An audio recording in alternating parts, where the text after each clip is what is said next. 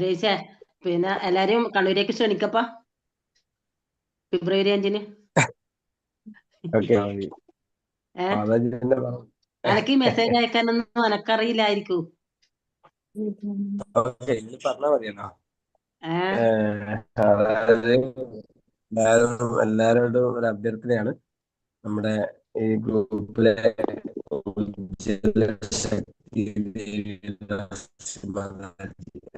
അതായത് ഇപ്പൊ സംസാരിച്ച ശ്രീരാധയുടെ വിവാഹത്തിന്റെ നിശ്ചയാണ്, റിംഗ് എക്സ്ചേഞ്ച് കർമ്മമാണ് വരുന്ന ഫെബ്രുവരി 5-ന് നമ്മുടെ സത്സംഗത്തിൽ വെച്ച്, കണ്ണൂർ സത്സംഗത്തിൽ വെച്ചാണ് നടക്കുന്നത്. അപ്പൊ അതാണ് മാതാജി ഇപ്പം പറഞ്ഞു വന്നത്.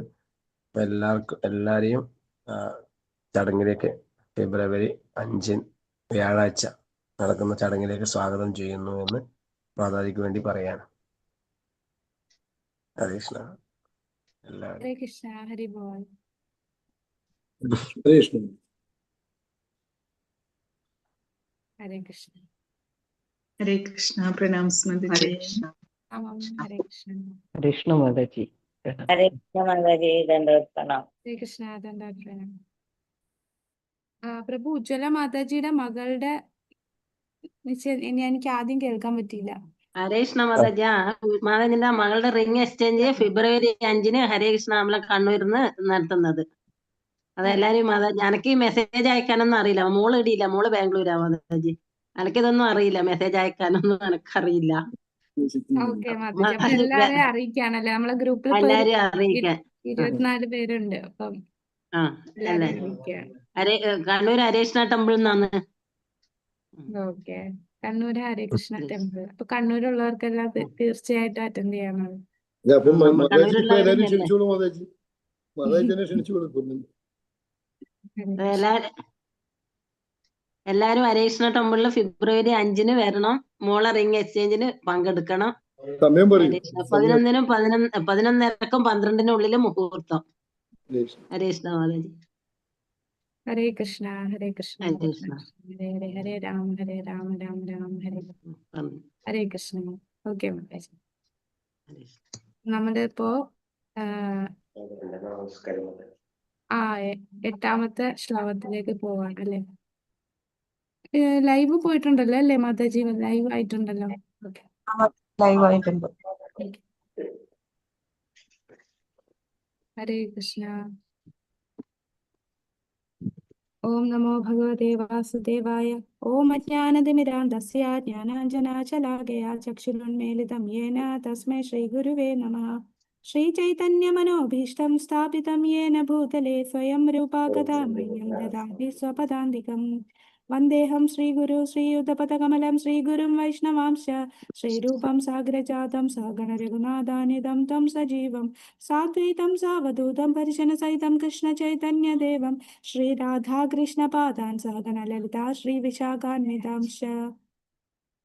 ഹേ കൃഷ്ണ കരുണാ സിന്ധു ദീനബന്ധോ ജഗത്പദേ ഗോപേശ ഗോപികാ കാന്ത രാധാകാന്ത നമോസ്തുതേ. തപ്തകാഞ്ചന ഗൗരാംഗീ ശ്രീരാധേ വൃന്ദാവനേശ്വരി വൃഷഭാനുസുതേ ദേവി പ്രണമാമി ഹരിപ്രിയേ. വാഞ്ചാകൽപതരുഭ്യശ്ച കൃപാ സിന്ധുഭ്യ ഏവ ച പതിതാനാം പാവനേഭ്യോ വൈഷ്ണവേഭ്യോ നമോ നമഃ. നമോ വിഷ്ണുപാദായ കൃഷ്ണപ്രേഷ്ഠായ ഭൂതലേ ശ്രീമദേ ഭക്തിവേദാന്ത സ്വാമിനിതി നാമിനെ. നമസ്തേ സരസ്വതേ ദേവേ ഗൗരവാണി പ്രചാരിണേ നിർവിശേഷ ശൂന്യവാദി പാശ്ചാത്യ ദേശധാരിണേ. ജയ ശ്രീകൃഷ്ണ ചൈതന്യ പ്രഭു നിത്യാനന്ദ ശ്രീ അദ്വൈത ഗദാധര ശ്രീവാസാദി ഗൗരഭക്തവൃന്ദ. ഹരേ കൃഷ്ണ കൃഷ്ണ കൃഷ്ണ ഹരേ ഹരേ, ഹരേ രാമ രാമ രാമ ഹരേ ഹരേ. ഹരേ കൃഷ്ണ കൃഷ്ണ കൃഷ്ണ ഹരേ ഹരേ, ഹരേ രാമ രാമ രാമ ഹരേ ഹരേ. ഹരേ കൃഷ്ണ കൃഷ്ണ കൃഷ്ണ ഹരേ ഹരേ, ഹരേ രാമ രാമ രാമ ഹരേ ഹരേ. ഹരേ കൃഷ്ണ. ശ്രീ ശ്രീ രാധാ ഗോവിന്ദ് ടെമ്പിൾ ഇസ്കോൺ ബാംഗ്ലൂരിന്റെ ഭക്തിശാസ്ത്രി ക്ലാസ്സിലേക്ക് സ്വാഗതം. നമ്മളിപ്പോ ഉപദേശാമൃതത്തിലെ 8ാമത്തെ ശ്ലോകത്തിലേക്ക് കടക്കുന്നു. ആദ്യത്തെ 7 ശ്ലോകങ്ങള് നമ്മൾ എന്താണ് കണ്ടത്? വൈദി സാധനാ ഭക്തിയാണ് കണ്ടത്. അപ്പോൾ അവിടെ വൈദി സാധനാ ഭക്തിയില് നമുക്കറിയാം, ഭക്തിയിലെ 9 ഘട്ടങ്ങൾ ശ്രദ്ധ മുതൽ പ്രേമം വരെയുള്ള ഘട്ടങ്ങളാണ്. അപ്പൊ ആ ശ്രദ്ധ മുതൽ പ്രേമം വരെയുള്ള ഘട്ടങ്ങളില് ആദ്യത്തെ 7 ശ്ലോകങ്ങൾ, ഇവിടെ രൂപഗോസ്വാമി തന്നിട്ടുള്ള 7 ശ്ലോകങ്ങൾ ശ്രദ്ധ, സാധുസംഗ, ഭജനക്രിയ, അനർത്ഥ നിവൃത്തി, നിഷ്ഠ, രുചി. ഇവിടെ കാണാം 1 തൊട്ട് 3 വരെയുള്ള ശ്ലോകങ്ങൾ ശ്രദ്ധ, 4 തൊട്ട് 6 വരെയുള്ള ശ്ലോകങ്ങൾ സാധുസംഗ, 7ാമത്തെ ശ്ലോകത്തില് ഭജനക്രിയ ഉണ്ട്, അനർത്ഥ നിവൃത്തി, നിഷ്ഠ, രുചി, ഇത്രയും കാര്യങ്ങൾ വരുന്നുണ്ട് അല്ലെ. ഇനി നമ്മൾ 8ാമത്തെ ശ്ലോകം എന്ന് പറയുമ്പോൾ അവിടെ നമ്മൾ വൈദ്യ സാധന കഴിഞ്ഞു. അടുത്ത ഏത് സാധന ഭക്തിയാണ്? നമ്മള് രാഗാനുഗ സാധന ഭക്തി അല്ലേ. അപ്പൊ ശരിക്കും നമ്മള് ഭക്തിരസാമൃത സിന്ധു പഠിച്ചിട്ട് ഇത് പഠിക്കുന്നതുകൊണ്ട് ഇത് ഭയങ്കര എളുപ്പമായിരിക്കും. ഇതിലെ ഒരുപാട് കാര്യം നമുക്ക് അറിയാവുന്നതാണ്. അവിടെ നല്ല ഡീറ്റെയിൽഡ് ആയിട്ട് പോയിട്ടുണ്ടല്ലേ. എന്താണ് രാഗാനുഗ സാധന ഭക്തി, എന്താണ് വൈദ്യ സാധന ഭക്തി, എന്താണ് രാഗാത്മിക ഭക്തി, ഇതൊക്കെ നമ്മൾ കണ്ടു. അപ്പൊ ഈ 8ാമത്തെ ശ്ലോകത്തില് രാഗാനുഗ സാധന ഭക്തിയിൽ വരികയാണ്. തന്നാമരൂപചരിതാദി സുകീർത്തിദാനോ സ്മൃതോ ക്രമേണ രശനാ മനസി നിയോജ്യ തിഷ്ടൻ വ്രജേ തദനുരാഗി ജനാനുഗാമി കാലം നേയദഖില മിത്യുപദേശസാരം. പുസ്തകം നോക്കി ഒന്ന് വായിക്കാം. തന്നാമരൂപചരിതാദി സുകീർത്തനാനോ സ്മൃത്യോ ക്രമേണ രസനാ മനസി നിയോജ്യ തിഷ്ടൻ വ്രജേ തദനുരാഗി ജനാനുഗാമി കാലം നേയദഖിലമിത്യുപദേശസാരം. ഇതുവരെ ഇന്നേ വരെ ചൊല്ലിയിട്ടില്ലാത്തവരൊന്ന് ചെല്ലാമോ? കൃഷ്ണ ആ, ചൊല്ലിക്കോ. തന്നാമരൂപചരിതാദി സുകീർത്തനാനോ സ്മൃത്യോ ക്രമേണ രസനാ മനസി നിയോജ്യ തിഷ്ടൻ വ്രജേ തദനുരാഗി ജനാനുഗാമി കാലം നേയദഖില അഖിലമിത്യുപദേശസാരം. ഹരേ കൃഷ്ണ. തന്നാമരൂപചരിതാദി സുകീർത്തനാനോ സ്മൃത്യോ ക്രമേണ രസനാ മനസി നിയോജ്യ തിഷ്ടൻ വ്രജേ തദനുരാഗി ജനാനുഗാമി കാലം നേയദഖിലമിത്യുപദേശസാരം. ഹരേ കൃഷ്ണ. അപ്പൊ ഇവിടെ ഇതിന്റെ പരിഭാഷ പറയുന്നത്, ഒരാൾ തന്റെ എല്ലാ സമയവും ദിവസവും 24 മണിക്കൂറും ഭഗവാന്റെ പുണ്യനാമങ്ങൾ ജപിച്ചും സ്മരിച്ചും മംഗളരൂപം, കല്യാണ ഗുണങ്ങൾ, ശാശ്വത ലീലകൾ എന്നിവ കീർത്തനം ചെയ്തും സ്മരിച്ചും കഴിച്ചുകൂട്ടണം. അങ്ങനെ നാവിനെയും മനസ്സിനെയും കൃഷ്ണാബോധത്തിൽ വ്യാപരിപ്പിക്കണം. ഈ രീതിയിൽ ഗോലോക വൃന്ദാവന ധാമം എന്നറിയപ്പെടുന്ന വ്രജത്തിൽ താമസിച്ചുകൊണ്ട് ഭക്തന്മാരുടെ ഉപദേശാനുസരണം കൃഷ്ണനെ ഭജിക്കണം. കൃഷ്ണനെ പ്രേമഭക്തിയോടെ സേവിക്കുന്നതിൽ നിരതന്മാരായ ഭഗവത് ഭക്തരുടെ പാടുകൾ പിന്തുടരേണ്ടതാണ്. ഇതാണ് എല്ലാ ഉപദേശങ്ങളുടെയും സാരഭൂതമായ വസ്തുത. എന്താണ് എല്ലാ ഉപദേശങ്ങളുടെയും സാരം? ഉപദേശാമൃതം എന്ന് പറയുന്നത് തന്നെ നമ്മളുടെ ഒരു സാരമാണ്. ആ സാരത്തിന്റെ സാരം, എസെൻസ് ഓഫ് എസെൻസ് എന്നാണ് പറയുന്നത്. അപ്പൊ ആ ഉപദേശാമൃതത്തിന്റെ സാരം എന്ന് പറയുന്നത് എന്താണ്? സദാസമയം നാമം ജപിക്കുക, ഭഗവാന്റെ നാമരൂപ ഗുണലീലകൾ കീർത്തനം ചെയ്യുക, ഭഗവാനെ സ്മരിക്കുക. ഇതാണ് 24 മണിക്കൂറും നമ്മൾ ചെയ്യേണ്ട ഒരു കാര്യമാണ് ഈ പറയുന്നത്. അപ്പൊ ഈ ഒരു സ്റ്റേജ് എത്തുന്ന എപ്പോഴാണ്? രാഗാനുഗ ഭക്തിയിൽ വരുമ്പോഴാണിത്. അതായത് നമ്മള് നിഷ്ഠ തൊട്ട് ആസക്തിയൊക്കെ വരുന്ന ആ ഒരു സ്റ്റേജിലാണ്. നിഷ്ഠ, രുചി, ആസക്തി, അവിടെയാണ് നമുക്ക് രാഗാനുഗ സാധനാ ഭക്തിയിൽ വരിക. അപ്പൊ എന്താണ് രാഗാനുഗ ഭക്തി? നമ്മൾ എക്സാം ഒക്കെ എഴുതിയതാണല്ലേ. അപ്പൊ ഒന്ന് ഓർക്കുന്നുണ്ടോ നമ്മൾ ഭക്തി രസാമൃത സിന്ധുവിൽ പഠിച്ചത്? ആരെ ഫോളോ ചെയ്യുന്നവരാണ് രാഗാനുഗ ഭക്തര്? രാഗാത്മിക ഭക്തരെ കാൽപ്പാടുകൾ പിന്തുടരുന്നവരാണ് അല്ലെ. ആരാണ് രാഗാത്മികർ ഭക്തർ?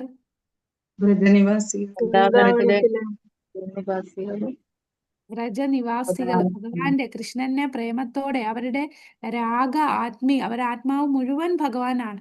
അപ്പൊ അങ്ങനെ ഭഗവാന്റെ കൂടെ നിന്ന് സേവിക്കുന്ന, പ്രേമഭക്തിയോടെ സേവിക്കുന്നതിൽ നിരതരായ ഭഗവത് ഭക്തർ, അതായത് വ്രജവാസികൾ, അവരുടെ കാൽപ്പാടുകൾ പിന്തുടരുന്ന ഭക്തരാണ് ആര്? രാഗാനുഗ ഭക്തർ.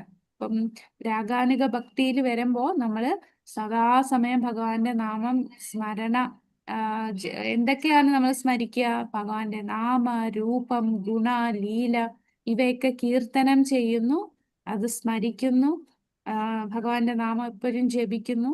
അപ്പൊ ഇങ്ങനെ മനസ്സും നാവും, ഈ മനസ്സിനെയും നാവിനെയും സദാസമയം വ്യാപരിപ്പിക്കുന്നതാണ് ഈ ഒരു രാഗാനുഗ ഭക്തിയിൽ വരുമ്പോൾ.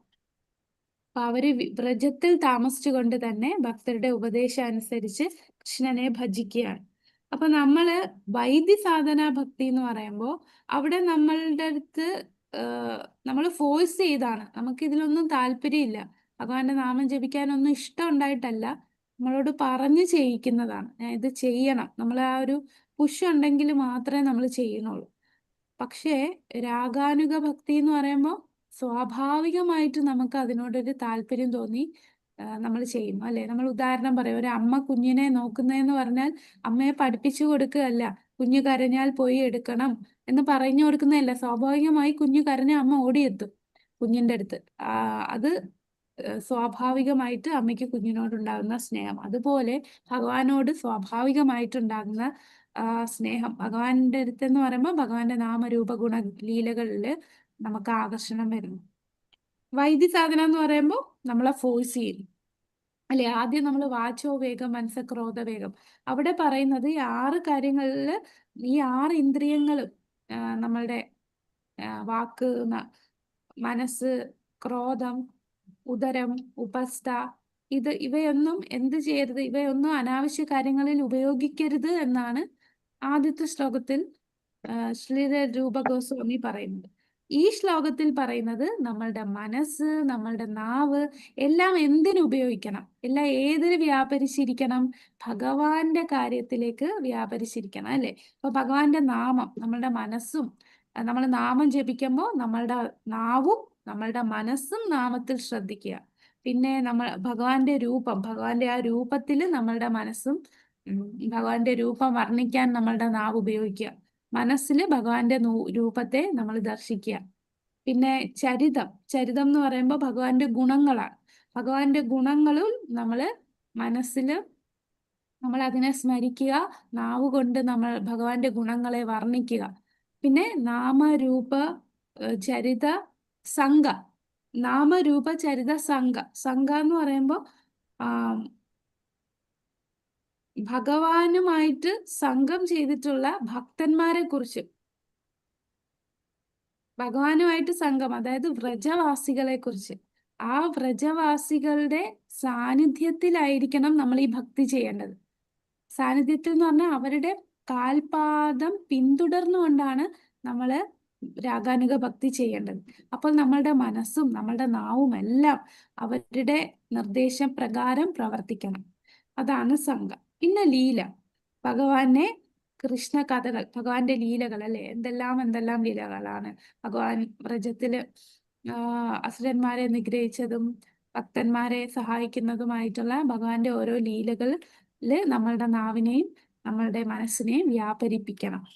ഇതാണ് ഈ ഒരു ശ്ലോകത്തിന്റെ എല്ലാ ഉപദേശങ്ങളുടെയും സാരം. അപ്പൊ നമ്മൾ അങ്ങനെയുള്ള ഭക്തരുടെ കാൽപാദം പിന്തുടരുക.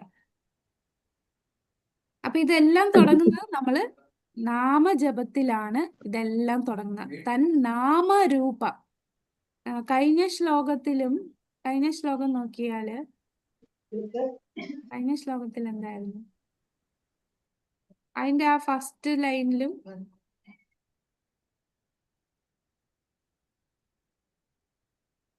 കൃഷ്ണ നാമ ചരിതാദി സിതാപ്യ വിദ്യ. അപ്പൊ കൃഷ്ണ എന്ന് പറയുന്ന പോലെ ഇവിടെ തൻ നാമ രൂപ, കൃഷ്ണ നാമ ചരിതാദി സിതാപ്യ വിദ്യ. ഇവിടെ തൻ നാമ രൂപ ചരിതാദി സുകീർത്തനാണ്. അപ്പം അതും ഇതുമായിട്ട് സാമ്യമുണ്ട്, അല്ലെ? കഴിഞ്ഞ ശ്ലോകവും ആയിട്ട് സാമ്യമുണ്ട്. കഴിഞ്ഞ ശ്ലോകത്തിൽ പറയുന്നത് എന്താണ്?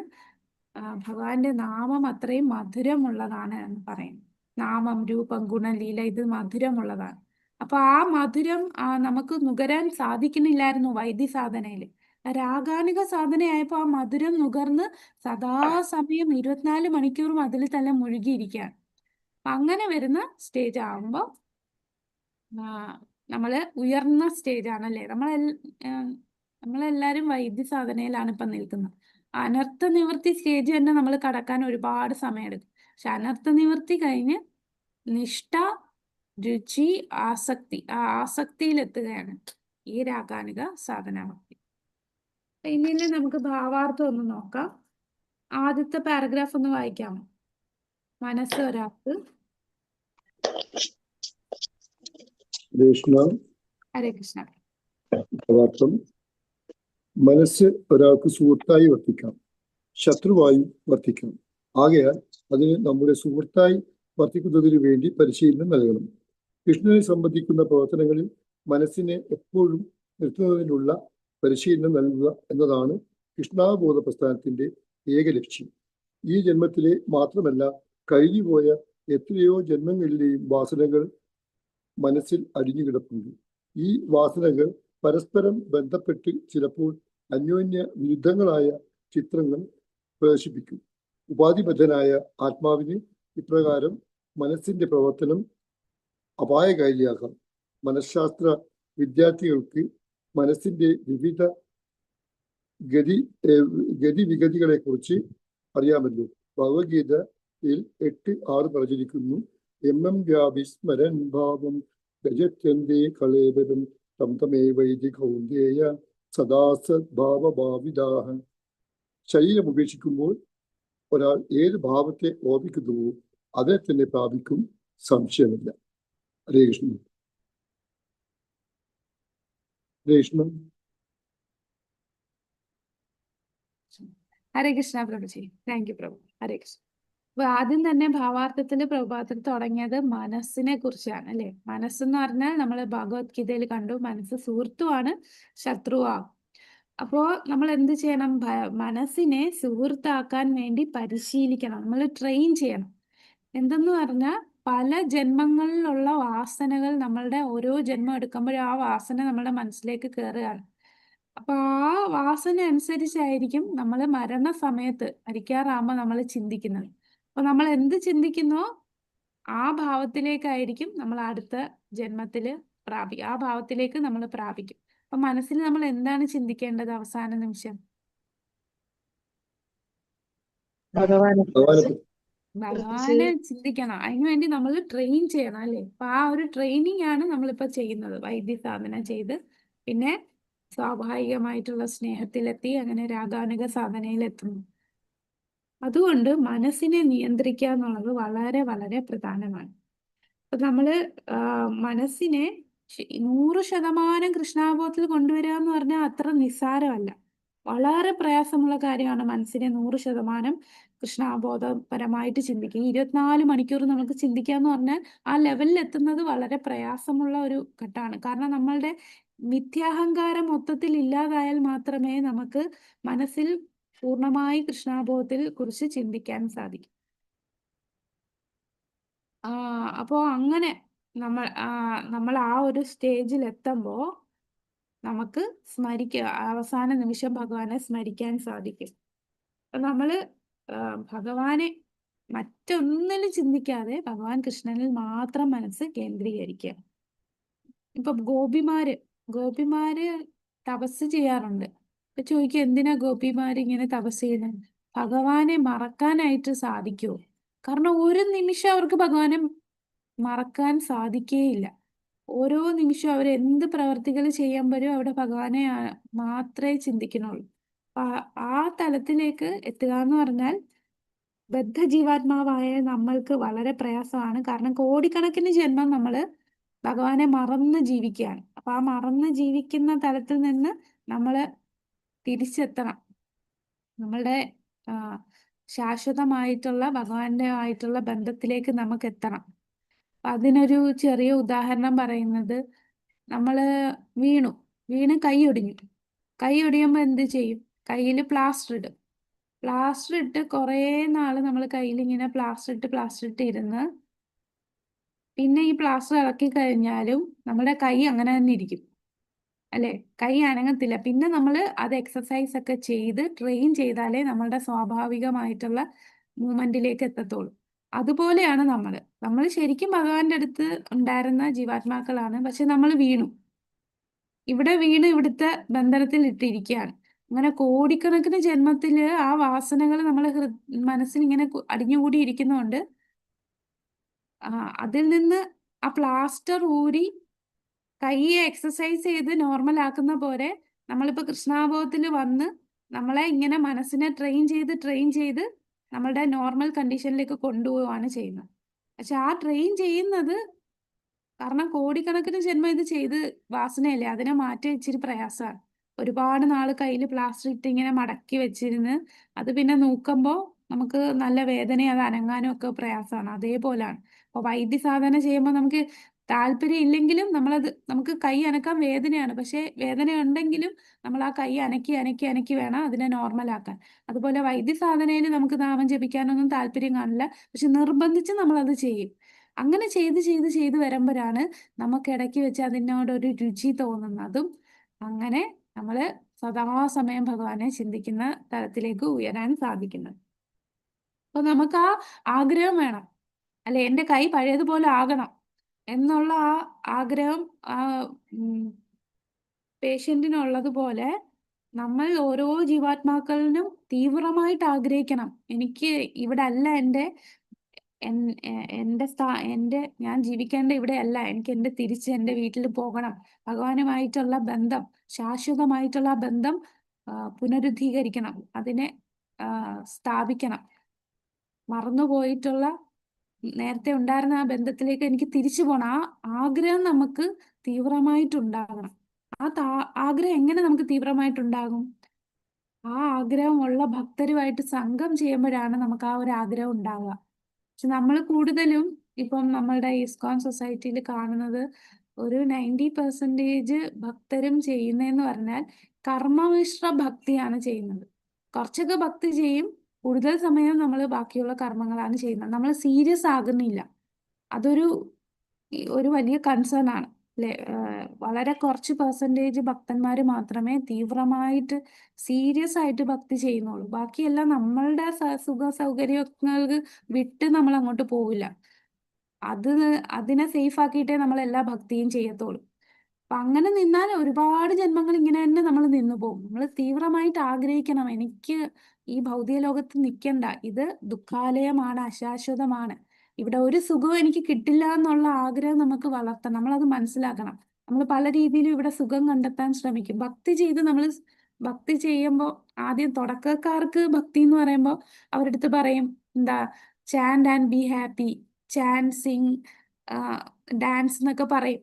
അത് തുടക്കക്കാർക്കാണ്. പക്ഷെ അങ്ങനല്ല, ഭക്തിയിൽ ഉയരുക എന്ന് പറഞ്ഞാൽ നമ്മൾ അത്രയും തീവ്രമായിട്ട് നമ്മൾ ആഗ്രഹിക്കണം, അതുപോലെ തീവ്രമായിട്ട് നമ്മൾ ഭക്തി ചെയ്യണം. അങ്ങനെ ചെയ്താൽ മാത്രമേ നമ്മളുടെ ഇന്ദ്രിയങ്ങളെ, നമ്മളുടെ അല്ലെ കാമക്രോധ മോഹലോഭ മതമാത്സര്യങ്ങളെ, ഇതിനെയൊക്കെ നമ്മൾ കൺട്രോൾ ചെയ്യുക, അതിനെയൊക്കെ ഇല്ലാതാക്കുക എന്ന് പറയുന്നത് നല്ല എഫേർട്ട് നമ്മൾ ചെയ്യുന്നതാണ്. അപ്പോൾ ഒരു അഡ്വാൻസ്ഡ് ഡിവോട്ടിയെ സംബന്ധിച്ച് ഭക്തി എന്ന് പറയുന്ന അത്ര എളുപ്പമല്ല, കുറച്ച് ഡിഫിക്കൽട്ടാണ്. തുടക്കക്കാരെ സംബന്ധിച്ച് ഭക്തി സുസുഖം കർത്തും അവ്യയം അല്ലെ, സുഖമായിട്ട് നമുക്ക് ചെയ്യാൻ പറ്റുമെന്ന് പറയാം. അപ്പൊ എപ്പൊ നമുക്കറിയാം നമ്മൾ രാഗാനുഗ ഭക്തിയിലാണ്, നമ്മൾ അഡ്വാൻസ്ഡ് ആണ് എന്ന് നമ്മൾ എപ്പോഴാണ് അറിയുന്നത്? അത് അറിയുന്നതെന്ന് പറഞ്ഞാൽ ആ സ്റ്റേജിൽ നമ്മൾ എത്തുമ്പോൾ അതായത് നമ്മൾ ഭക്ഷണം കഴിച്ചുമ്പോൾ നമുക്ക് അറിയാൻ പറ്റുമല്ലേ വയറ് നിറഞ്ഞു എന്ന്. നമ്മളടുത്ത് ആരും പറഞ്ഞു തരണ്ടല്ലോ, നമ്മളെ വയറ് നിറയുമ്പോൾ നമ്മൾ മതിയാക്കും. അതുപോലെ ആ സ്റ്റേജിൽ എത്തുമ്പോൾ നമുക്ക് മനസ്സിലാവും. ആ സ്റ്റേജിൽ എത്തണമെങ്കിൽ നമ്മൾ ചെയ്യേണ്ടത് ഒരു യമനിയമങ്ങളും ഒരു ദിവസം പോലും മുടക്കാതെ ഭക്തന്മാർ തന്നിട്ടുള്ള നിർദ്ദേശങ്ങൾ അതേപടി നമുക്കൊക്കെ ആകുമ്പോൾ ചില ദിവസങ്ങളിൽ സാഹചര്യം വെച്ച് അങ്ങോട്ടും ഇങ്ങോട്ടൊക്കെ മാറും. അങ്ങനെ മാറുകയില്ല. രാഗാനുഗ സ്റ്റേജിൽ എത്താനായിട്ട് ആഗ്രഹിക്കുന്ന ഭക്തര് അത്രയും തീവ്രമായിട്ട് 1% പോലും യമനിയമങ്ങളിലോ തൻ്റെ ഗുരു തന്നിട്ടുള്ള നിർദ്ദേശങ്ങളിലോ വ്യതിചലിക്കില്ല. അത് കറക്റ്റായിട്ട് ചെയ്യും. അപ്പൊ ആ ഒരു സ്റ്റേജ് ചെയ്താണ് നമ്മൾ ഈ ഒരു രാഗാനുഗ ഭക്തിയിലേക്ക് എത്തുന്നത്. അപ്പൊ നമുക്ക് ആദ്യം ആ ലക്ഷ്യം ഉണ്ടായിരിക്കണം, എനിക്ക് ഈ സ്റ്റേജിൽ എത്തണം എന്നുള്ള ഒരാഗ്രഹം ഉണ്ടാകണം, എന്നാലേ നമുക്ക് അവിടെ എത്താൻ സാധിക്കും. അപ്പൊ ആ ആഗ്രഹം ഉണ്ടാകുകയും വേണം, ആ ആഗ്രഹമുള്ള ഭക്തരുമായിട്ട് നമ്മൾ സംഘം ചെയ്യണം. അങ്ങനെയുള്ള ഭക്തര്, ശുദ്ധ ഭക്തരെ നമ്മൾ സേവ ചെയ്യണം, അവരെ സന്തോഷിപ്പിക്കണം. അപ്പൊ അങ്ങനെയൊക്കെ ചെയ്യുമ്പോഴേ നമുക്ക് ഭക്തിയിൽ ഈ സ്റ്റേജിൽ ഉയരാൻ പറ്റും. അല്ലെങ്കിൽ നമ്മൾ മറ്റേ ലെവലിൽ തന്നെ ഇങ്ങനെ നിൽക്കും. പറയുമ്പോൾ നമ്മൾ ഭക്തി ചെയ്തുകൊണ്ടിരിക്കുകയാണ്, പക്ഷേ നമ്മൾ അഡ്വാൻസ് ചെയ്യുന്നില്ല, ആ ലെവലിൽ തന്നെ ഇങ്ങനെ നിന്നു പോവാണ്. അഡ്വാൻസ് ചെയ്യണമെങ്കിൽ അത്രയും തീവ്രമായിട്ട് നമ്മൾ ഭക്തി ചെയ്യണം, ഭക്തരുമായിട്ട് സംഘം ചെയ്യണം. നമ്മൾ ഇതിനെക്കുറിച്ച് കേൾക്കണം, തീവ്ര ഭക്തിയിൽ എത്താനുള്ള ക്ലാസ്സുകൾ കേൾക്കണം. ഇപ്പം നമ്മൾ പയ്യെ പയ്യെ വരുമ്പോൾ ഇനി ഇനിഷ്യൽ ഡിവോട്ടീസ് കേൾക്കുന്ന ക്ലാസ്സുകൾക്ക് പകരം നമ്മൾ അഡ്വാൻസ്ഡ് ഡിവോട്ടീസ് എല്ലാ ദിവസവും നമ്മൾ പ്രഭുപാദ ലെക്ചർ കേൾക്കേണ്ടത് വളരെ പ്രധാനമാണ്. പ്രഭുപാദയുടെ ലെക്ചേഴ്സ് കേൾക്കുക എന്ന് പറഞ്ഞാൽ ആ ശുദ്ധ ഭക്തന്റെ ശബ്ദ തരംഗങ്ങൾ നമ്മുടെ ചെവിയിലൂടെ കേൾക്കുമ്പോൾ നമ്മൾ ശുദ്ധീകരിക്കപ്പെടും, നമ്മുടെ ഉള്ളിലെ കാമക്രോധങ്ങൾ ഇല്ലാതാകും. ചിലര് പറയും പ്രഭുപാദയുടെ സ്ലാങ് മനസ്സിലാവുന്നില്ല, ആക്സന്റ്. കുഴപ്പമില്ല, മനസ്സിലാവണില്ലെങ്കിലും ആ ശബ്ദം കേട്ടാൽ പോലും അത് പ്രയോജനമാണ്. അത് കുറച്ച് നാൾ കേട്ട് കഴിയുമ്പോൾ നമുക്കങ്ങ് പരിചയമാവും. അത് ഒരു ബംഗാളി ആക്സന്റിലാണ് ശ്രീല പ്രഭുപാദ പറയുന്നത് കൊണ്ട് ആദ്യം ഒരു ബുദ്ധിമുട്ട് കാണും, പക്ഷെ ഭയങ്കര സിമ്പിൾ ഇംഗ്ലീഷിലാണ് അദ്ദേഹം പറയുന്നത്. ഒരു കൊച്ചുകുട്ടിക്ക് കേട്ടാൽ പോലും മനസ്സിലാവുന്ന രീതിയിലുള്ള ഇംഗ്ലീഷിലാണ് പറയുന്നത്. അപ്പൊ അതുകൊണ്ട് അത് എനിക്ക് മനസ്സിലാവുന്നില്ല. അപ്പൊ അതിനൊരു ഉദാഹരണം പറയുന്നത്, ഒരു ശ്രീ പ്രഭുപാദരുടെ സമയത്ത് ഒരു ഭക്തനുണ്ടായിരുന്നു, അദ്ദേഹത്തിന്റെ പേര് ബില്ല് എന്നാണ്. ഇദ്ദേഹത്തിന്റെ ജീവിതം എന്ന് പറഞ്ഞാല് എപ്പോഴും ഡ്രഗ്സ്, മദ്യം സേവിച്ച് ഇങ്ങനെ ജീവിക്കുകയാണ്, അതിലാണ് അഡിക്റ്റാണ്, മദ്യത്തിൽ അഡിക്റ്റാണ്. അങ്ങനെ അദ്ദേഹം എന്തെങ്കിലുമൊക്കെ കൊച്ചു കൊച്ചു ജോലികൾ ചെയ്യും, അതിൽ നിന്ന് കിട്ടുന്ന പൈസയിൽ സ്വന്തം കാര്യങ്ങളൊക്കെ നടക്കും. കൂടാതെ അതിൽ പകുതി മുക്കാൽ പൈസയും മദ്യം വാങ്ങിക്കാനായിട്ടാണ് ഉപയോഗിക്കുന്നത്. അപ്പോഴാണ് സൺഡേസിൽ അവിടെ ഹരേകൃഷ്ണ ടെമ്പിൾ ഉണ്ട്. ഇത് ഡല്ലാസിലാണ്, ടെക്സാസിലാണ്, USA നടന്നതാണ്. അപ്പൊ ഹരേകൃഷ്ണ ടെമ്പിളിൽ സൺഡേ ഫീസ്റ്റ് ഉണ്ട്. അപ്പൊ ഇത് സൺഡേയിൽ പൈസ കൊടുത്തൊന്നും വാങ്ങിക്കണ്ട, ഇവിടെ പോയി ഭക്ഷണം കഴിക്കാമല്ലോ. അങ്ങനെ എല്ലാ ദിവസവും എല്ലാ സൺഡേസിലും പോയി അവിടെ 4-5 പ്ലേറ്റ് പ്രസാദം കഴിക്കും. അങ്ങനെ 4-5 പ്ലേറ്റ് പ്രസാദം കഴിച്ചിട്ട് ഇദ്ദേഹം കുറച്ച് ദിവസം കഴിഞ്ഞപ്പോൾ അദ്ദേഹത്തിന് തന്നെ തോന്നി, ഞാൻ വെറുതെ പോവുക, കഴിക്കുക, അവിടെ എന്തേലും ചെയ്യണ്ടേ, കാരണം അവിടെ കീർത്തനം നടക്കുന്നുണ്ട്, ക്ലാസ് നടക്കുന്നുണ്ട്, അതിലൊന്നും ഇദ്ദേഹം പങ്കെടുക്കില്ല, പ്രസാദം മാത്രം കഴിക്കും, പോകുമായിരുന്നു. അപ്പൊ അദ്ദേഹത്തിന് ഒരു കുറ്റബോധം തോന്നിയിട്ട് അദ്ദേഹം വിചാരിച്ചു, ഇതിലൊക്കെ ഞാൻ പങ്കെടുക്കാം. അങ്ങനെ വെറുതെ എന്ന് ക്ലാസ് കേൾക്കും. ക്ലാസ് കേൾക്കത്തൊന്നുമില്ല, വെറുതെ ഇരിക്കുന്നേ ഉള്ളൂ, മനസ്സ് വേറെ പലതുമാണ് ചിന്തിക്കുന്നത്. അങ്ങനെ എല്ലാ സൺഡേസിലും ഇതിലെല്ലാം പങ്കെടുക്കും. മെയിൻ ഉദ്ദേശം എന്താണ് ഇദ്ദേഹം സൺഡേ ഫെസ്റ്റിൽ പോകുന്നത്? പ്രസാദം കഴിക്കുക എന്നുള്ള ഉദ്ദേശത്തിൽ മാത്രമാണ് പോകുന്നത്. കാരണം അത്രയും പൈസ ലാഭിക്കാമല്ലോ.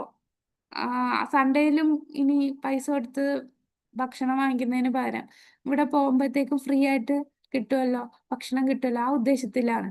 അങ്ങനെ കുറച്ച് നാൾ കഴിഞ്ഞപ്പോഴത്തേക്കും ഇദ്ദേഹത്തിന് അടുത്ത് ഒരു ഭക്തൻ ചോദിച്ചു, ഓ ബിൽ, നീ ഇങ്ങനെ എല്ലാ ദിവസവും കേൾക്കുന്നു, നീ കേൾക്കുന്നതല്ലോ നിനക്ക് നീ ശരിക്കും കേൾക്കുന്നുണ്ടോ, നീ ശ്രദ്ധിക്കുന്നുണ്ടോ, നിനക്ക് വല്ലതും മനസ്സിലാവുന്നുണ്ടോ, വെറുതെ ഇങ്ങനെ ഇരിക്കുകയാണോ എന്നിങ്ങനെ ചോദിക്കും. അപ്പോഴാണ് അദ്ദേഹം ചിന്തിക്കുന്നത്, ഞാൻ എത്രയോ ക്ലാസ്സുകൾ ഇവിടെ ഇരുന്നു, ഞാൻ ഒരു ക്ലാസ് പോലും ശ്രദ്ധിച്ചില്ലല്ലോ, എന്തായാലും ഒരു ക്ലാസ് ഞാനൊന്ന് ശ്രദ്ധിച്ചു നോക്കാം. അങ്ങനെ അദ്ദേഹം ഒരു ക്ലാസ് ശ്രദ്ധിച്ചു കഴിഞ്ഞപ്പോഴാണ് അദ്ദേഹം അത് സ്വീകരിക്കാൻ തുടങ്ങി. അദ്ദേഹത്തിന് തോന്നി, ഞാൻ ചെയ്യുന്ന തെറ്റല്ലേ, ഞാൻ ഇങ്ങനെ അല്ലല്ലോ ഞാൻ ജീവിക്കേണ്ടത്. അങ്ങനെ അദ്ദേഹം മദ്യം ഉപേക്ഷിച്ചു, അദ്ദേഹം വെജിറ്റേറിയൻ കംപ്ലീറ്റ് ഇതായി, കൃഷ്ണാബോധത്തിൽ വന്നു. അങ്ങനെ അദ്ദേഹം പുരോഗമിച്ചു. അപ്പൊ ആ സ്റ്റേജിലേക്ക് അദ്ദേഹം എത്തിയത് എങ്ങനെയാ? നാമം ജപിക്കാനും ഒക്കെ തുടങ്ങി. അത് ആ സാധന ഭക്തി കറക്റ്റായിട്ട് ചെയ്യാൻ തുടങ്ങി. ഈ സ്റ്റേജിലേക്ക് അദ്ദേഹം തുടങ്ങിയത് എങ്ങനെയാ? ആദ്യം പ്രസാദം കഴിച്ചു, പിന്നീട് അദ്ദേഹം ഒന്നും മനസ്സിലാവണില്ലെങ്കിലും വെറുതെ കേട്ടു. അപ്പൊ ആ ശബ്ദ തരംഗം കേട്ട് കേട്ട് കുറെ കഴിയുമ്പോൾ അത് ശുദ്ധീകരിച്ചപ്പോഴാണ് അദ്ദേഹത്തിന് അത് ശ്രദ്ധിക്കാൻ തോന്നുന്നത്. അത് ശ്രദ്ധിച്ചപ്പോഴാണ് അദ്ദേഹത്തിന് പരിവർത്തനം ഉണ്ടായത്. അതുകൊണ്ട് ശ്രീല പ്രഭുപാദയുടെ ക്ലാസ്സുകൾ നമ്മൾ കേട്ട് എന്താ മനസ്സിലാവുന്നില്ലെങ്കിലും ആ ശബ്ദം നമുക്ക് കേൾക്കുമ്പോൾ തന്നെ നിരന്തരം കേൾക്കുമ്പോൾ നമ്മൾ ശുദ്ധീകരിക്കപ്പെടും. ശുദ്ധ ഭക്തന്റെ ശബ്ദമാണല്ലേ. അപ്പം ബാക്കി ക്ലാസ്സുകളെക്കാളും വളരെ പ്രധാനമാണ് ശ്രീല പ്രഭുപാദയുടെ ക്ലാസ്. നമ്മൾ അല്ലാതെ തന്നെ നമ്മൾ ഭാഗവതം ക്ലാസ് എല്ലാം ഉണ്ട്. അതെല്ലാം നമ്മുടെ ടെമ്പിളിലുള്ള ക്ലാസ് ആയിരിക്കും. അതിനേക്കാളും പ്രധാനം എല്ലാ ദിവസവും നമ്മൾ പ്രഭുപാദയുടെ ആ ശബ്ദം കേൾക്കണം. അന്ന് നമുക്ക് വൈകുണ്ഠവാണി എന്ന് പറഞ്ഞ് അത് കണ്ടിരുന്നോ?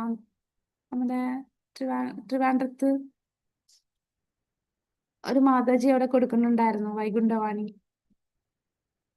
കണ്ടിരുന്നു മാതാജി. ആ ശ്യാം സുന്ദർ പ്രഭു ഉണ്ടായിരുന്നു അവിടെ. ഉണ്ടായിരുന്നു മാതാജി, വാങ്ങിച്ചിട്ടുണ്ടായിരുന്നു ഞാൻ. ഓ ഹരി പോര്. അത് വാങ്ങിക്കണം കേട്ടോ. അത് ഭയങ്കര പറ്റുന്നവരെല്ലാരും അത് വാങ്ങിക്കണം. അത് ആ പ്രഭാത് വാണി നമ്മൾ കേൾക്കുക എന്ന് പറയുമ്പോൾ നമ്മൾ ഫോണിൽ എന്ന് പറയുമ്പോൾ ഫോൺ ഇത് ചെയ്യുന്നതിന്റെ ഇടയിലായിരിക്കും വേറെ വല്ല ഡിസ്റ്റർബൻസ്. മായ അതിനകത്ത് കയറി പിടിക്കും. പക്ഷെ പ്രഭാത് വാണിയിൽ ആ റെക്കോർഡിങ്സ് നമ്മൾ കേൾക്കുമ്പോൾ മായയുടെ ഒരു ഡിസ്റ്റർബൻസും ഇല്ല. പക്ഷെ അത് കേൾക്കാനായിട്ട് നമ്മൾ സെപ്പറേറ്റ് സമയം കണ്ടെത്തണമെന്നില്ല. സ്ത്രീകൾക്കാകുമ്പോൾ അത് വളരെ എളുപ്പമാണ്. നമ്മൾ വീട്ടിലെ ജോലികൾ ചെയ്യുമ്പോൾ, കുക്ക് ചെയ്യുമ്പോൾ നമുക്ക് കേൾക്കാം. നമ്മൾ തൂക്കുക, തുടക്കുക, ക്ലീനിങ്, വാഷിങ്, തുണി കഴിയുമ്പോൾ എല്ലാം നമുക്ക് കേട്ടോണ്ടിരിക്കാം. അതിന് വേണ്ടി സെപ്പറേറ്റ് സമയം വേണ്ട. വായിക്കണമെങ്കിൽ നമുക്ക് ഇരുന്ന് വായിക്കണം. പക്ഷെ ഈ പ്രഭുപാദരുടെ വാണി ഇത് കേൾക്കാനായിട്ട് നമുക്ക് അതിനു വേണ്ടി സെപ്പറേറ്റ് ഇരുന്ന് കേൾക്കണമെന്നുമില്ല. അപ്പൊ അതുകൊണ്ട് നമ്മളിപ്പോ ഭക്തിയിൽ നമുക്ക് ഉയരാനായിട്ട് തീർച്ചയായിട്ടും പ്രധാനമാണ് പ്രഭുപാദരുടെ ലെക്ചേഴ്സ് നമ്മൾ കേൾക്കുക എന്നുള്ളത്. കഴിയുന്നവരത് വാങ്ങിക്കുക. അപ്പൊ പ്രഭു വാങ്ങിച്ചല്ലോ, അപ്പൊ പ്രഭുവിനെ അറിയാം. പിന്നെ അതിനകത്ത് ബുക്സ് ഉണ്ടല്ലേ, എങ്ങനെയാണ് 108 ഉണ്ട് മാതാജി. ഓരോ ലെക്ചറിനെ പറ്റിയിട്ട് ഡീറ്റെയിൽസ് ആയിട്ട് ബുക്ക് ഉണ്ട്. ഏത് വർഷം എവിടെ വെച്ച് നടന്നു എന്നുള്ളതൊക്കെ. അതെ അതെ. ഈ ഓരോ ലെക്ചേഴ്സും ഏതാണ് ആ പേജ് കൊടുക്കുന്നത്. പ്രഭു മാതാജി, ഞാൻ ഇസ്കോൺ ഡിസൈറിലുണ്ട്. ഫുൾ ഓഡിയോസ് ഉണ്ട്. ഓഡിയോസ് ഉണ്ട്. അതെ അതെ, അതെനിക്കറിയാം.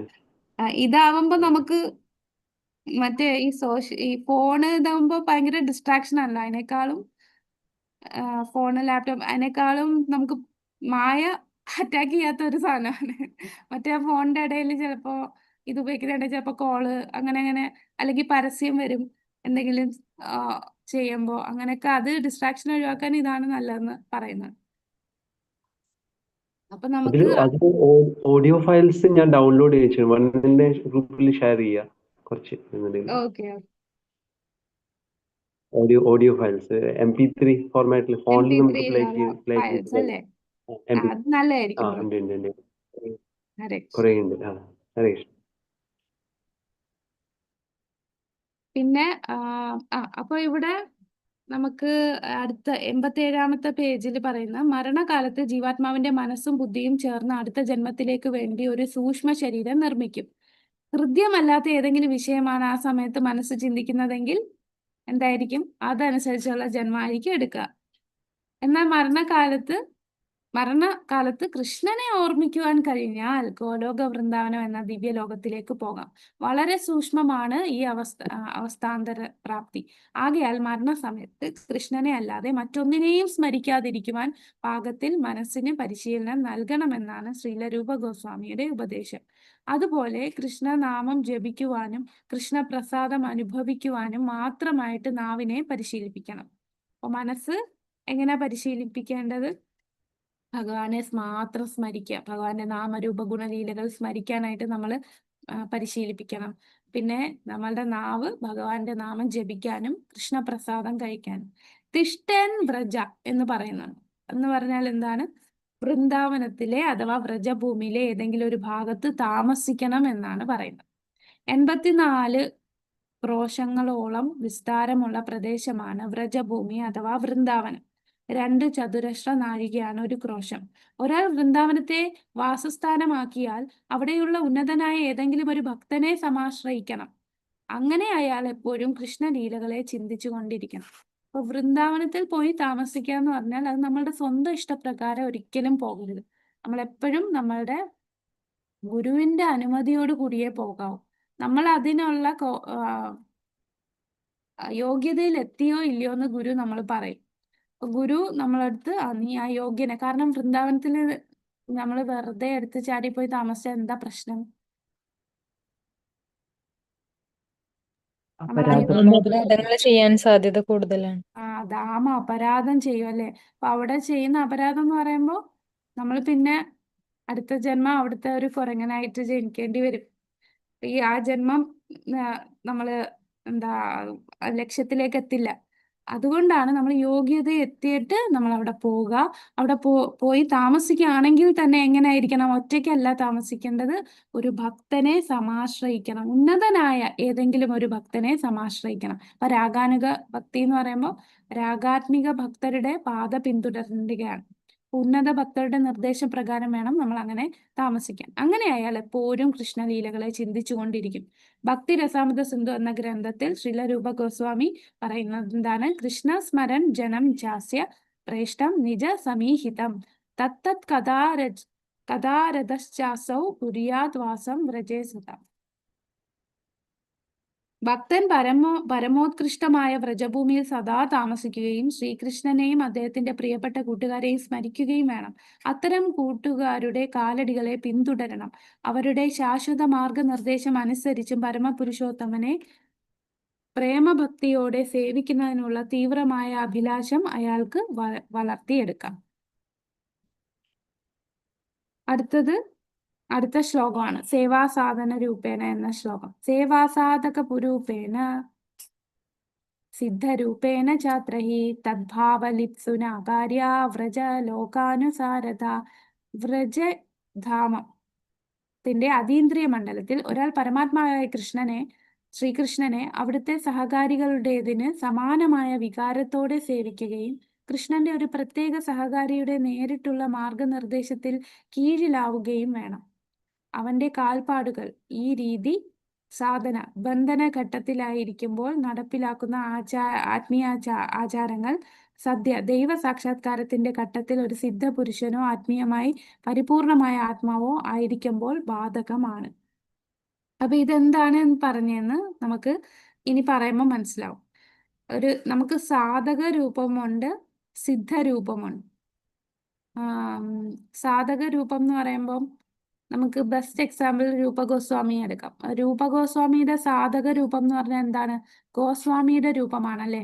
ഒരു ഒറ്റമുണ്ട് ഉടുക്കുക, ഓരോ ദിവസം ഓരോ മരത്തിന്റെ ചോട്ടിൽ നിൽക്കുക, സ്ഥിരമായിട്ട് ഒരിടത്ത് നിൽക്കില്ല, സദാസമയം ഭഗവാന്റെ ഗ്രന്ഥങ്ങൾ എഴുതുക, ചൈതന്യ മഹാപ്രഭു പറഞ്ഞ നിർദ്ദേശങ്ങളെല്ലാം നടപ്പിലാക്കാനായിട്ട് അദ്ദേഹം സേവ ചെയ്യുന്നു. അത് സാധക രൂപം. സിദ്ധരൂപത്തിൽ അദ്ദേഹം ആരാണ്? രൂപഗോസ്വാമി ആരാണ്? വ്രജത്തില് രൂപമഞ്ജരിയാണ്. അപ്പൊ അദ്ദേഹത്തിന് സാധക രൂപമുണ്ട്, അത് ആചാരങ്ങളൊക്കെ അനുസരിച്ച് ജീവിക്കുകയാണ്. സിദ്ധരൂപമുണ്ട്. സിദ്ധരൂപം എന്ന് പറഞ്ഞാൽ ആത്മീയ ലോകത്തുള്ള രൂപം, ആത്മീയ രൂപം. ആ രൂപത്തിൽ അദ്ദേഹം ആന്തരികമായിട്ട് രൂപമഞ്ജരി ചെയ്യുന്ന സേവകള് ആന്തരികമായിട്ട് അദ്ദേഹം വ്രജത്തിലെ സേവ ചെയ്യാണ്. ബാഹ്യമായിട്ട് നോക്കുമ്പോൾ അദ്ദേഹം ഒരു സാധകനെ പോലെ നിർദ്ദേശങ്ങളൊക്കെ പാലിച്ച് ചിട്ടയോടെ ആചാരങ്ങളൊക്കെ ചെയ്തു പോവുകയാണ്. അപ്പൊ അതാണ് ഒരു സാധക രൂപനും സിദ്ധരൂപവും പറയുന്നത്. അത് ആ സ്റ്റേജിൽ എത്തുന്നത് നമ്മൾ ഇനി പറയുമ്പോൾ കാണാം. അടുത്ത പാരഗ്രാഫ് ഒന്ന് വായിക്കാമോ? ഇനി നമ്മൾ കാണാൻ പോകുന്നത് ഭക്തി സിദ്ധാന്ത സരസ്വതി താക്കൂർ രചിച്ച അനുവൃത്തി. നമ്മൾ ഇടയ്ക്കിടയ്ക്ക് ഓരോ ശ്ലോകത്തിലും കാണുന്നുണ്ട് അല്ലെ. ഭക്തി സിദ്ധാന്ത സരസ്വതി താക്കൂർ ഈ പദ്യത്തിന് വ്യാഖ്യാനം കൊടുക്കുക. അനുവൃത്തി എന്നാണ് അദ്ദേഹം ഉപദേശാമൃതം എഴുതിയ പുസ്തകത്തിന്റെ പേര്. അതിലെന്താണ് വ്യാഖ്യാനിച്ചിരിക്കുന്നത്? വായിച്ചോളൂ. ഹരേ കൃഷ്ണ. ഹരേ കൃഷ്ണ. ശ്രീല ഭക്തി സിദ്ധാന്ത സരസ്വതി ഠാക്കൂർ ഈ പദ്യത്തെ ഇപ്രകാരം വ്യാഖ്യാനിച്ചിട്ടുണ്ട്. കൃഷ്ണാവബോധത്തിൽ താല്പര്യം വികസിച്ചിട്ടില്ലാത്തവൻ എല്ലാ വൈഷയിക പ്രേരണകളെയും ഉപേക്ഷിച്ച് താഴെ പറയുന്ന യമനിയമങ്ങൾ അനുസരിച്ച് സ്വന്തം മനസ്സിനെ പരിശീലിപ്പിക്കണം.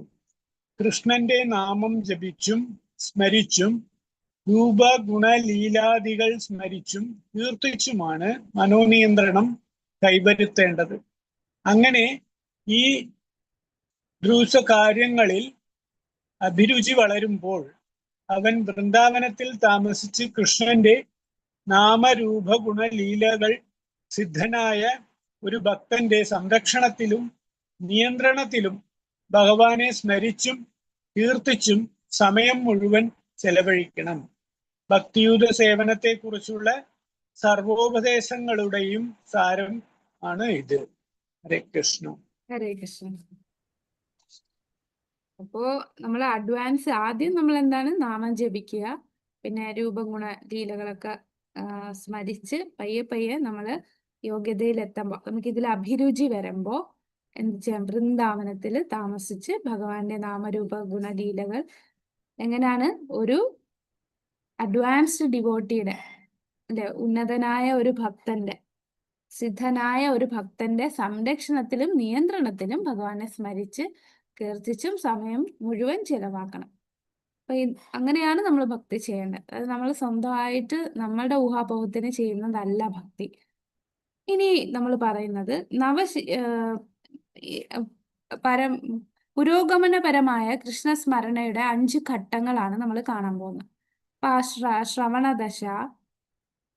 ശ്രവണദശ, രണ്ടാമത്തത് വരണദശ, വരണയാണ്, വർണ്ണയല്ല, വരണദശ. പിന്നെ മൂന്നാമത്തത് സ്മരണദശ, നാലാമത്തത്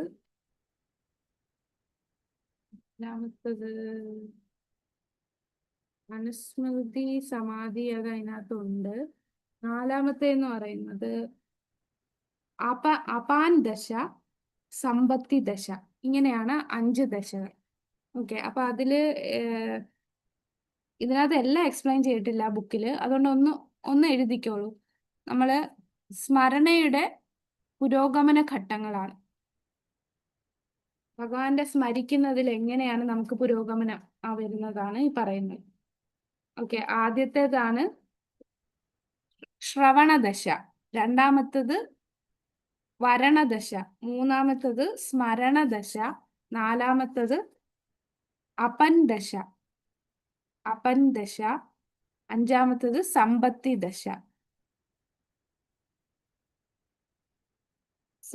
ദശ.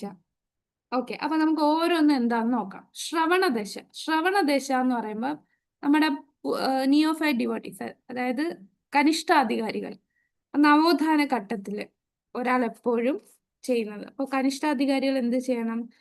നിരന്തരം നമ്മൾ ശ്രവിക്കണം, ഭഗവാന്റെ നാമം കേൾക്കണം, ഭഗവാന്റെ രൂപഗുണ ലീലകൾ വർണ്ണിക്കുന്നത് നമ്മൾ കേൾക്കണം. അപ്പൊ നമുക്ക് ഈ എന്താണ് കനിഷ്ഠാധികാരി സ്റ്റേജിൽ നമ്മൾ ശ്രവണം വളരെ പ്രധാനമാണ്. നമ്മൾ അത് ശ്രവിച്ചില്ല എന്നുണ്ടെങ്കിൽ നമ്മളുടെ മനസ്സ് വേറെ വല്ലതും ആയിരിക്കും ചിന്തിച്ചുകൊണ്ടിരിക്കുക. അപ്പൊ മനസ്സ് എന്ന് പറയുന്നത് ഒരു കുരങ്ങനെ പോലാണല്ലേ, അങ്ങോട്ടും ഇങ്ങോട്ടും ചാടിക്കൊണ്ടിരിക്കും. അതിനെപ്പോഴും നമ്മളെ അപകടത്തിൽ കൊണ്ടെത്തിക്കാനാണ് മനസ്സ് ശ്രമിക്കുന്നത്. അതുകൊണ്ട് മനസ്സിനെ കുറിച്ച് എന്ത് ചിന്തിപ്പിക്കണം, ഭഗവാനെ കുറിച്ച് ഇങ്ങനെ ഇൻപുട്ട് കൊടുത്തുകൊണ്ടേയിരിക്കുക.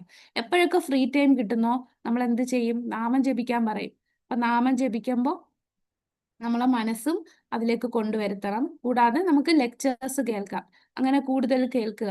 അപ്പൊ ഈ തുടക്കക്കാർക്ക് വരുന്നതാണ് ശ്രവണദശ. അപ്പൊ നവോത്ഥാന ഘട്ടത്തിൽ ഒരാൾ എപ്പോഴും കൃഷ്ണകഥ കേൾക്കുന്നതിൽ ഏർപ്പെടണം. ഇതിനെ ശ്രവണദശ എന്ന് വിളിക്കുന്നു.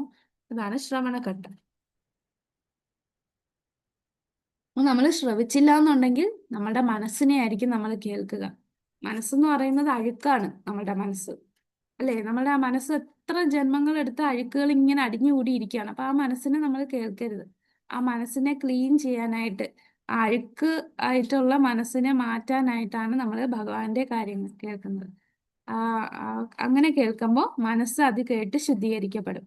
അതുകൊണ്ട് ശ്രവണം ആണ് നിരന്തരം നമ്മൾ ശ്രവിക്കുക. അപ്പോൾ ഒരു ദിവസം 4 5 ലെക്ചേഴ്സ് ഒക്കെ നമ്മൾ കേൾക്കുക. അതാണ് ശ്രവണദശ. ഇനി വരണദശ എന്ന് പറയുമ്പോൾ നമുക്ക് ബോറടിക്കില്ല. ആദ്യമൊക്കെ നമ്മൾ നിർബന്ധിച്ചായിരിക്കും ശ്രവിച്ചുകൊണ്ടിരിക്കുന്നത്. വരണദശ എന്ന് പറയുമ്പോൾ കൃഷ്ണന്റെ അതിവിശിഷ്ടമായ വിശുദ്ധ നാമം നിരന്തരം ശ്രമിക്കുകയും അവിടുത്തെ അതീന്ദ്രിയ രൂപം, ഗുണങ്ങൾ, വിനോദങ്ങൾ എന്നിവ കേൾക്കുകയും ചെയ്യുന്നതിലൂടെ ഒരാൾക്ക് വരണദശ എന്ന സ്വീകാര്യതയുടെ ഘട്ടത്തിലെത്തി. നമ്മൾ സ്വീകരിക്കുകയാണ്. അതായത് നമുക്ക് തന്നെ ഒരു ആകർഷണം തോന്നി, ഇന്ന് എനിക്ക് ക്ലാസ് കേൾക്കണം. നമുക്ക് ബോറടിക്കില്ല. ഭഗവാനെ കുറിച്ച് കേൾക്കുന്നതിന് നമുക്ക് ഇഷ്ടം തോന്നും, താല്പര്യം തോന്നും. ആ ഒരു സ്റ്റേജിൽ എത്തുന്നതാണ് വരണദശ. ആദ്യത്തെ എന്ന് പറഞ്ഞാൽ നിർബന്ധിച്ച് നമ്മൾ കേൾക്കുകയാണ്, കാരണം മനസ്സിനെ നിയന്ത്രിക്കാൻ വേണ്ടി നമ്മൾ കേൾക്കുകയാണ്. രണ്ടാമത്തെ എന്ന് പറഞ്ഞാൽ നമുക്കതിനെ സ്വീകരിച്ചു. നമ്മൾ നേരത്തെ ഒരു ഉദാഹരണം, ബില്ലിന്റെ ഉദാഹരണം പറഞ്ഞില്ലേ, ആദ്യം അദ്ദേഹം വെറുതെ പ്രസാദം കഴിക്കാൻ വേണ്ടി ചുമ്മാ കഴിക്കുന്നത് എങ്ങനെയാണെന്ന് പറഞ്ഞ അദ്ദേഹം വന്നിരുന്ന് കേട്ടതാണ്. അദ്ദേഹം കുറെ എല്ലാ ക്ലാസ്സിലും വന്നിരിക്കും, പക്ഷെ അദ്ദേഹം ശ്രദ്ധിക്കാതെ കേട്ടിട്ട് പോലും അശുദ്ധീകരണം നടന്നു. പിന്നെ ഒരു ദിവസം അദ്ദേഹം ശ്രദ്ധിക്കാൻ തുടങ്ങി. ശ്രദ്ധിച്ചപ്പോ അദ്ദേഹം അത് സ്വീകരിച്ചു. അദ്ദേഹത്തിന് ഇനിയും കേൾക്കണമെന്ന് തോന്നി. ഇതിലെന്തോ ഉണ്ട് എന്ന് അദ്ദേഹത്തിന് മനസ്സിലായി. അതിനെ സ്വീകരിക്കുന്ന ഘട്ടമാണ് വരണദശ. അപ്പോൾ നമുക്കത് കേൾക്കാൻ ഉത്സാഹത്തോടെ ഇനി എന്താണ് കേൾക്കാനുള്ള താല്പര്യം വരുന്നതാണ് വരണദശ. ഇനി അടുത്ത മൂന്നാമത്തത് സ്മരണദശയാണ്. ഈ സ്മരണദശ തന്നെ 5 സ്റ്റേജ് ഉണ്ട്. അതൊന്ന് എഴുതിക്കോളൂ. സ്മരണദശ 5 സ്റ്റേജ് ഉണ്ട്. സ്മരണദശയിലെ 5 സ്റ്റേജ് എന്ന് പറയുന്നത്, ആദ്യത്തത് സ്മരൺ, രണ്ടാമത്തത് ധാരണ, മൂന്നാമത്തത് ധ്യാന, നാലാമത്തത് അനുസ്മൃതി, 5 സമാധി. അപ്പൊ സ്മരൺ, ധാരണ, ധ്യാന, അനുസ്മൃതി, സമാധി. അത് സ്മരണദശയിൽ വരുന്ന 5 ഘട്ടങ്ങളാണ്. അപ്പൊ അതിൽ ആദ്യത്തെ സ്മരൺ എന്ന് പറഞ്ഞാല് നമ്മൾ എന്തെങ്കിലും ഒരു ഭൗതിക കാര്യം ചെയ്തുകൊണ്ടിരിക്കുകയായിരിക്കും. പെട്ടെന്ന് തന്നെ നമുക്ക് ഭഗവാന്റെ എന്തെങ്കിലും ഒരു കാര്യം നമ്മളുടെ മനസ്സിലിങ്ങനെ പെട്ടെന്ന് ഇങ്ങനെ കയറി വരും. അപ്പൊ അത് ഒരുപാട് നേരം നിൽക്കില്ല, കുറച്ചു നേരം അത് കാണത്തുള്ളൂ. പിന്നെ അത് മാറിയിട്ട് ഭഗവാനെ ബാക്കി നമ്മൾ ചെയ്യുന്ന കാര്യങ്ങളിൽ മുഴുകിയിരിക്കും. നമ്മൾ എവിടെയെങ്കിലും സ്ട്രീറ്റിലൂടെ നടന്നു പോകുമ്പോഴോ അല്ലെങ്കിൽ ഏതെങ്കിലും ഭൗതിക കാര്യങ്ങൾ ചെയ്യുന്നതിൻ്റെ ഇടയിൽ കുറച്ച് നമുക്ക് ഭഗവാന്റെ സ്മരണ വരും, മനസ്സിലിങ്ങനെ പൊന്തി വരും. അങ്ങനെ വരാറുണ്ടോ? വരാറുണ്ട്. അതാണ് സ്മരൺ. അപ്പൊ നമ്മൾ സ്മരണദശയിലെ സ്മരൺ ഘട്ടത്തിലാണ് അങ്ങനെ വരുന്നത്. പക്ഷെ അത് ഒരുപാട് നേരം നിൽക്കില്ല, കുറെ കഴിയുമ്പോൾ അങ്ങ് പോകും. ഇനി അടുത്ത രണ്ടാമത്തത് ധാരണഘട്ടം എന്ന് പറയുമ്പോൾ ഏതെങ്കിലും ഒരു പ്രത്യേക ഭഗവാന്റെ ലീലയിൽ മനസ്സ് പോകും. എന്നിട്ട് അതിൽ തന്നെ ചിന്തിച്ചുകൊണ്ടിരിക്കും. മനസ്സ് പിന്നെ തിരിച്ചു വരില്ല. കുറേ നേരം ഭഗവാന്റെ ഏതെങ്കിലും ഒരു ലീലയിലുള്ള ചിന്ത ഇങ്ങനെ മുഴുകിയിരിക്കും. അതാണ് ധാരൺ. അടുത്ത സ്റ്റേജാണ്. അങ്ങനെ വരാറുണ്ടോ? ആ സ്റ്റേജിലെത്തിയത് ഞാൻ ആ സ്റ്റേജിലല്ല. അതാണ്. അങ്ങനെ സ്റ്റേജിലുള്ള ആരെങ്കിലും ഉണ്ടോ നമ്മൾ ആ സ്റ്റേജിൽ? എനിക്ക് ചിലപ്പോ കുറച്ചൊക്കെ വരാറുണ്ട്, പക്ഷെ ഇങ്ങനെ ഫുൾ ടൈം അങ്ങനെ ഇതുവരെ വന്നിട്ടില്ല. ഹരേ കൃഷ്ണ. മൂന്നാമത്തെ നമ്മള് സ്മരണദശയിൽ മൂന്നാമത്തെ ധ്യാന ഘട്ടത്തിൽ എന്ന് പറഞ്ഞാൽ നാച്ചുറൽ ആയിട്ട് നമുക്ക് ഒരു എഫേർട്ട് ഇടാതെ ഭഗവാന്റെ ഏത് ലീല ചിന്തിക്കണമെന്നൊന്നും എഫേർട്ട് ഇടാതെ നമ്മളുടെ ഉള്ളിൽ ഇങ്ങനെ ഭഗവാന്റെ ലീല ഇങ്ങനെ വന്നുകൊണ്ടിരിക്കും. അതാണ് ധ്യാന ഘട്ടം. അപ്പോൾ നമുക്ക് ഒരു എഫേർട്ടും ഇടാതെ നമുക്ക് ഭഗവാന്റെ ലീലകൾ സ്മരിക്കാൻ പറ്റും. ഒരുപാട് നേരം ഭഗവാന്റെ ലീലകൾ ഇങ്ങനെ സ്മരിച്ചുകൊണ്ടിരിക്കും. ഇനി അടുത്ത് അനുസ്മൃതി. അനുസ്മൃതി എന്ന് പറയുമ്പോൾ ഇതേ ചിന്ത എല്ലാ ദിവസവും വരാൻ തുടങ്ങും. മറ്റേത് ഇടയ്ക്കാണ് വരിക, ഇടയ്ക്കൊക്കെ ഇങ്ങനെ വരും. ഇത് ഡെയിലി, ഒരു ദിവസം പോലും മുടങ്ങാതെ വീണ്ടും വീണ്ടും ഭഗവാന്റെ ലീലകൾ ഇങ്ങനെ മനസ്സിൽ വരും. അതൊരു ഡെയിലി ആക്ടിവിറ്റിയാണ്. അതാണ് അനുസ്മൃതി. പിന്നെ സമാധി എന്ന് പറഞ്ഞാൽ മറ്റേ ദിവസവും ആയിരുന്നു, 24 hours നോൺ സ്റ്റോപ്പ് ആയിട്ട് ഭഗവാന്റെ ലീലകള് ഇങ്ങനെ ചിന്തിച്ചുകൊണ്ടേയിരിക്കും. അതാണ് സമാധി. ഇതാണ് നമ്മളുടെ സ്മരൺ ദശയിലെ 5 ഘട്ടങ്ങൾ. അത് ഇവിടെ വായിക്കുമ്പോ, നവശിഷ്യന്റെ ഘട്ടത്തിലുള്ളവർ കൃഷ്ണകഥാശ്രവണത്തിൽ നിരന്തരം ഏർപ്പെടാം. ശ്രവണദശ കേൾക്കലിന്റെ ഘട്ടം എന്നാണ് ഈ അവസ്ഥയുടെ പേർ. നിരന്തരം കൃഷ്ണ പുണ്യനാമങ്ങൾ കേട്ടും കൃഷ്ണന്റെ കല്യാണ രൂപഗുണലീല വിനോദങ്ങൾ കേട്ടും അവന് വരണദശയിലേക്ക് പ്രവേശിക്കാം. ഈ ഘട്ടത്തിലെത്തിയവൻ കൃഷ്ണകഥ തൽപരനായിത്തീരും. ഹർഷോന്മാദത്തോടുകൂടി കീർത്തനം ചെയ്യുന്ന ഘട്ടത്തിലെത്തിയവൻ സ്മരണാവസ്ഥയിൽ എത്തുന്നു. സ്മരണം, ലയനം, ധ്യാനം, നിരന്തര ചിന്തനം, സമാധി എന്നീ 5 സംഗതികൾ കൃഷ്ണസ്മരണയിലുണ്ട്. തുടക്കത്തിൽ കൃഷ്ണസ്മരണയ്ക്ക് ഇടയ്ക്കിടയ്ക്ക് വിഘ്നം സംഭവിച്ചുകൊണ്ടിരിക്കും. പിന്നീട് അത് നിർവിഘ്നമായി പുരോഗമിക്കും. നിർവിഘ്ന സ്മരണം ഏകാഗ്രമായി തീരുന്നതാണ് ധ്യാനം. ഇതിന് വ്യാപ്തിയും സ്ഥിരതയും ഉണ്ടാകുമ്പോൾ അനുസ്മൃതിയായി. നിർവിഘ്നം നിരവസാനവുമായി അനുസ്മൃതി സമാധിയിലേക്ക് വഴിതിരിക്കുന്നു. ഇതാണ് നമ്മളിപ്പം പറഞ്ഞ ഈ 5 ഘട്ടങ്ങൾ. ഇനി അടുത്തത് സ്മരണദശ അഥവാ സമാധി പൂർണ്ണമായ വളർച്ചയിലെത്തിയാൽ ആ ജീവാത്മാവ് തന്റെ യഥാർത്ഥ അവസ്ഥയെ അറിയുകയാണ്. അടുത്തത് നമ്മൾ അപൻ ദശയാണ് അല്ലെ, 4-മത്തത് പറഞ്ഞത്. അപൻ ദശ എന്ന് പറയുമ്പോൾ നമ്മളും ഭഗവാനുമായിട്ടുള്ള ബന്ധം, നമ്മളുടെ സ്വരൂപം എന്താണെന്ന് മനസ്സിലാവുന്ന ഘട്ടമാണ്. അപ്പൊ നമുക്കറിയാം ഞാൻ ഭഗവാന്റെ ദാസ്യഭാവത്തിലാണ് അല്ലെ സഖ്യഭാവത്തിലാണ്, ഏത് ഭാവത്തിലാണ് നമ്മൾ ഭഗവാനെ സേവിക്കുന്നത്, നമ്മളുടെ സ്വരൂപം മനസ്സിലാവുന്ന ഘട്ടമാണ് അപൻ ദശ. നമ്മൾ ആത്മീയ ലോകത്ത് എന്ത് സേവയാണ് ചെയ്യുന്നതെന്ന് നമുക്ക് അറിയാൻ പറ്റും. ഇനി ലാസ്റ്റ് സ്റ്റേജ് എന്ന് പറയുന്ന സമ്പത്തി ദശ. സമ്പത്തി ദശ എന്ന് പറയുമ്പോൾ ഇവിടെ പറയുന്നു, അപ്പോൾ അയാൾ കൃഷ്ണനുമായി തനിക്കുള്ള ശാശ്വത ബന്ധത്തെ സ്ഫുടമായും പൂർണ്ണമായും മനസ്സിലാക്കുന്നതാണ്. ജീവിതത്തിന്റെ പരിപൂർണതയിലെത്തിയ സമ്പത്തി ദശയാണിത്. സമ്പത്തി ദശ എന്ന് പറയുമ്പോൾ നമ്മൾ നേരത്തെ പറഞ്ഞ പോലെ നമുക്ക് 2 നേരത്തെ ശ്ലോകത്തിൽ പറഞ്ഞില്ലേ, സാധക രൂപമുണ്ട് സിദ്ധരൂപമുണ്ടെന്ന് പറഞ്ഞില്ലേ, അവിടേക്ക് നമ്മൾ വരും. അതായത് ഇപ്പൊ നമ്മുടെ ഉള്ള ഈ പഞ്ചഭൂതങ്ങൾ അടങ്ങിയിട്ടുള്ള ഈ സ്ഥൂല ശരീരം വെച്ച് നമ്മൾ എന്താ ചെയ്യുക, നമ്മൾ സാധന ചെയ്യും. ഇപ്പൊ 2 ശരീരത്തിലെത്തും. നമ്മൾ ഈ സമ്പത്തി ദശ എന്ന് പറയുമ്പോൾ നമുക്ക് ആ സിദ്ധ ശരീരമുണ്ട്, കൂടാതെ നമുക്ക് സാധന ശരീരമുണ്ട്. സാധന ചെയ്യുന്ന ശരീരമുണ്ട്, സിദ്ധ ശരീരം. 2 ശരീരത്തിൽ എത്തുന്ന ഘട്ടമാണ് സമ്പത്തി ദശ. അപ്പൊ അവിടെ നമ്മൾ ഈ ബാഹ്യമായിട്ടുള്ള ഈ ശരീരം വെച്ചിട്ട് നമ്മൾ ഭക്തിയുത സേവനങ്ങളൊക്കെ ചെയ്തു, നിയമങ്ങളൊക്കെ പാലിച്ച് നമ്മൾ ആചാരങ്ങൾ പ്രകാരം ഭക്തിയുത സേവനം ചെയ്യും. പിന്നെ നമ്മളുടെ ആ സിദ്ധ ശരീരം, നമ്മളുടെ ഉള്ളിലുള്ള ആ ശരീരം വെച്ച് നമ്മൾ രാധാകൃഷ്ണ ലീലയിൽ പങ്കെടുക്കും. ആ ഒരു സ്റ്റേജിലെത്തുന്നതാണ് സമ്പത്തി ദശ.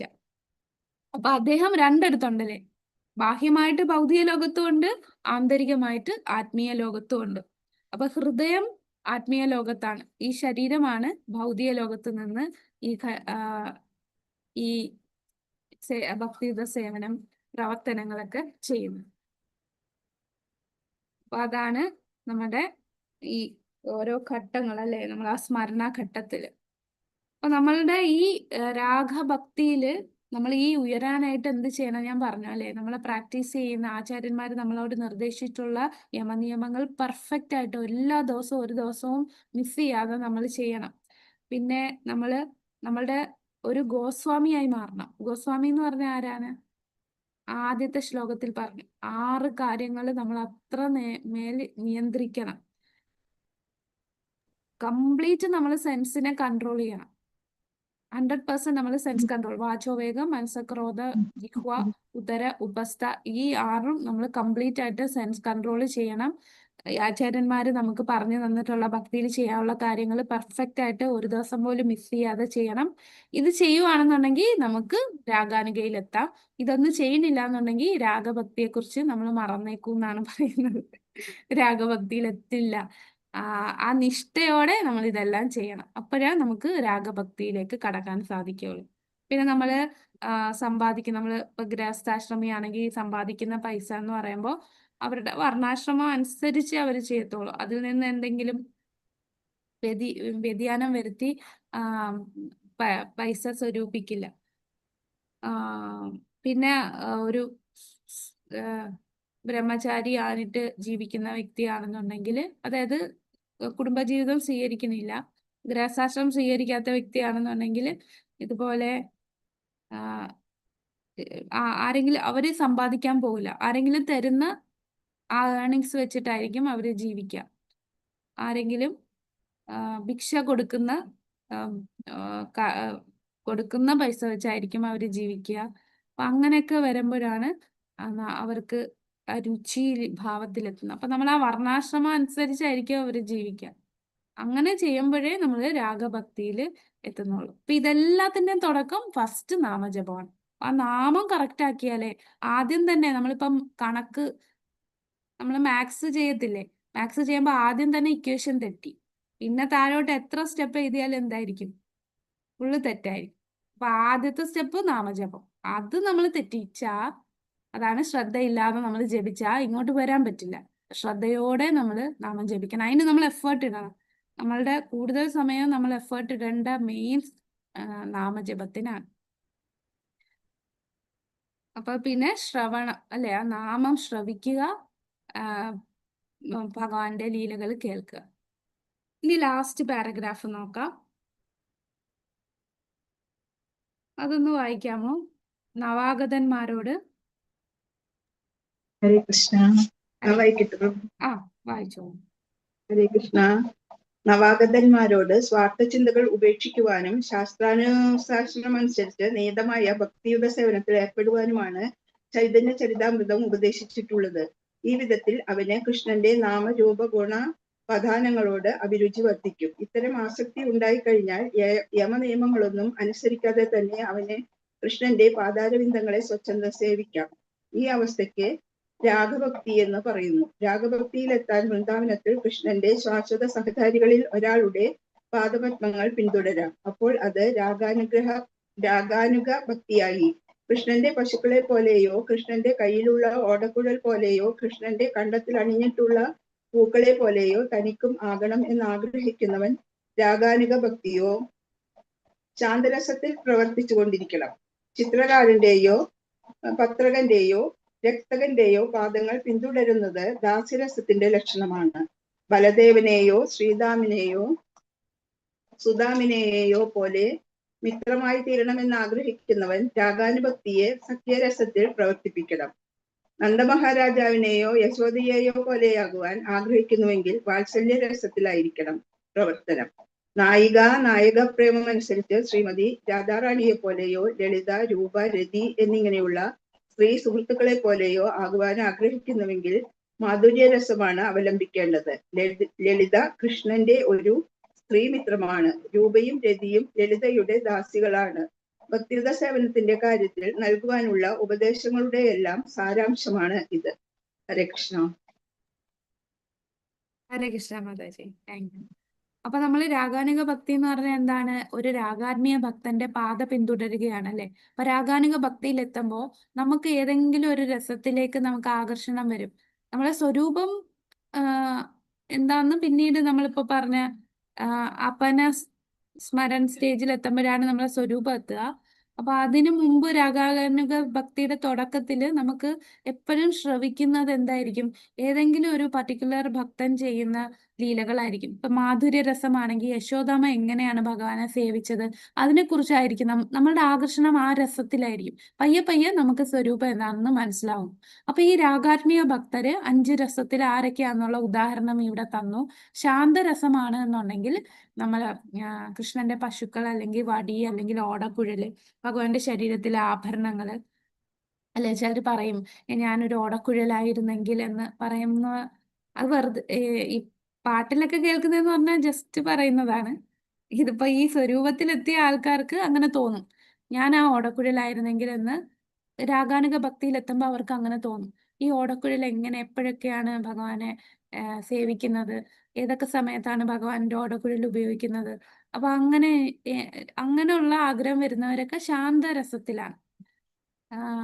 പിന്നെ അവിടുത്തെ പുൽക്കൊടികളാകുക, അതൊക്കെ ശാന്തരസം. പിന്നെ ദാസ്യരസത്തിന് ചിത്രകൻ, പത്രകൻ, രക്തകൻ ഇവരെല്ലാരും ദാസ്യരസത്തില് ഭഗവാനെ സേവിക്കുകയാണ്. വൃന്ദാവനത്തില് ഭഗവാനെ ദാസ്യരസത്തിൽ സേവിക്കുന്നതാണ്. ഈ പറയുന്ന എല്ലാരും വൃന്ദാവനത്തിലുള്ള ഭക്തരുടെ പേരാണ് പറയുന്നത്. നമ്മൾ സാധാരണ ദാസ്യം പറയുമ്പോൾ അർജുനനെ പറയും അല്ലെ, ദാസ്യഭാഗം. നവവിധ ഭക്തിയില് ഓരോ ഭക്തിയിലും ഉദാഹരണം പറയുമ്പോൾ, പക്ഷെ അർജുനൻ വ്രജത്തിലാണോ?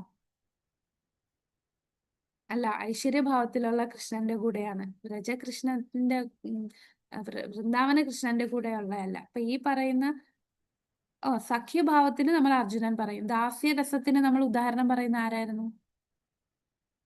ഹനുമാനായിരുന്നു.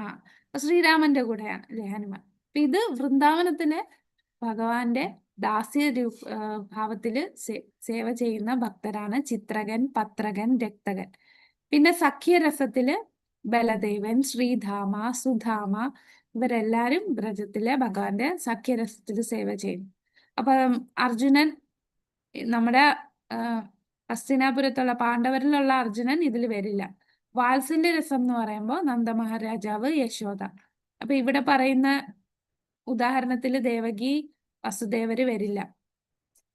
കാരണം ഇവര് വ്രജത്തില് കേവല ഭക്തി ചെയ്യുന്ന ഭക്തരുടെ ഇതാണ് പറയുന്നത്. മാധുര്യ രസമാണെങ്കിൽ ശ്രീമതി രാധാറാണി അല്ലെങ്കിൽ ലളിതയെ പോലുള്ള രാധയുടെ സഖിമാരും രൂപ, രതി തുടങ്ങിയ രാധയുടെ സേവകരായ പരിചാരകരായി മഞ്ജരികൾ. അപ്പൊ ഇങ്ങനെയുള്ള ഭക്തരുടെ പാദം പിന്തുടരുന്നതാണ് രാഗാനുഗ സാധനാ ഭക്തി.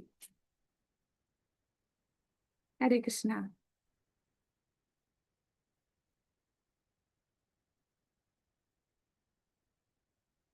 ഈ 8ാമത്തത് കഴിഞ്ഞു. 9 2 പേജേ ഉള്ളൂ. 9ാമത്തത്. 9ഉം 10ഉം നമുക്ക് നാളെ കാണാം കേട്ടോ. പറ്റുമെങ്കിൽ 11ഉം കൂടെ നോക്കാം. സമയം അനുസരിച്ച് 9, 10, 11 ഇല്ലാന്നുണ്ടെങ്കിൽ മറ്റന്നാൾ നമുക്ക് തീർക്കാം. 11 ആകെ 2 പേജേ ഉള്ളൂ. ഹരേ കൃഷ്ണ. ഇന്നലെ എനിക്കൊരു സംശയം ചോദിച്ചല്ലേ, എനിക്കത് നോക്കാൻ പറ്റിയില്ല കേട്ടോ പ്രഭു. എനിക്ക് സമയം കിട്ടിയില്ല. ഞാൻ ക്ലാസ്സിൽ കയറിയപ്പോഴാണ് ഓർത്തത്. നാളെ പറഞ്ഞാ മതിയോ? നാളെ നോക്കിയിട്ട് പറയാട്ടോ. ഹരേ കൃഷ്ണ. ഞാൻ ക്ലാസ്സിൽ കയറിയപ്പോഴാണ് ഓർത്തത്. ഇന്നലെ ഡൗട്ട് ചോദിച്ചല്ലോ, നീ നോക്കാനായിട്ട് പറ്റി. നീ വരാനും ഒക്കെ ലേറ്റ് ആയോണ്ട് കോളേജിൽ നിന്ന് വന്നപ്പോ ലേറ്റ് ആയി പോയപ്പോ.